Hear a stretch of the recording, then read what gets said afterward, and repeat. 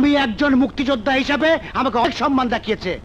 আমার মুক্তিযুদ্ধের সার্টিফিকেট ওকে দিব, ওই যেন কালকে নিয়ে যায়। আচ্ছা, কিসের সার্টিফিকেট? মুক্তিযুদ্ধের।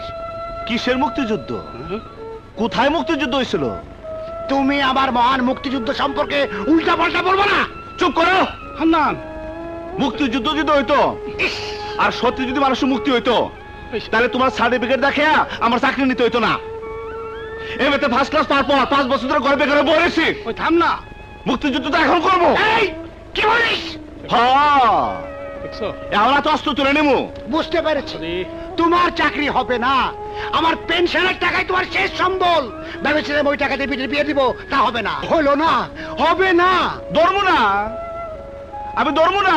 তোমার টাকা আমি ধরবো না, তোমার পেনশনের টাকা আমি ধরবো না। হ্যাঁ? এই, আয়। চল চল চল চল চল। কি বলে? চল। বাবা, হান্নান, ওকে একটু বুঝাও বাবা। মান্না